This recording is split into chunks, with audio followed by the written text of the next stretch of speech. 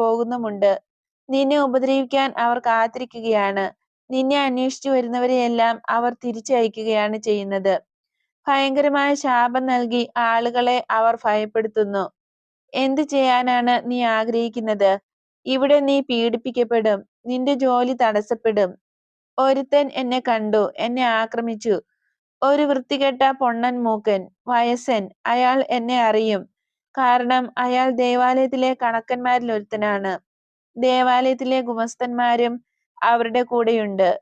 എന്നെ അയാൾ ആക്രമിച്ചു. അവന്റെ നഖം കൊണ്ട് അള്ളിപ്പിടിച്ച് പരുന്തിന്റെ പോലുള്ള ശബ്ദത്തിൽ എന്നെ ചീത്ത പറഞ്ഞു. അവൻ എന്നോട് ചീത്ത പറഞ്ഞപ്പോഴും എന്നെ മാന്തിയപ്പോഴും ഇതാ നോക്കൂ, എന്റെ കൈത്തണ്ടയിലും കവിളിലും നഖത്തിന്റെ പാടുകൾ. ഞാൻ ഒന്നും പറഞ്ഞില്ല. എന്നാൽ നിന്നെ പറഞ്ഞ് അവർ തുപ്പിയപ്പോൾ ഞാൻ അവന്റെ കഴുത്തിന് കയറി പിടിച്ചു. എന്താ യൂദാ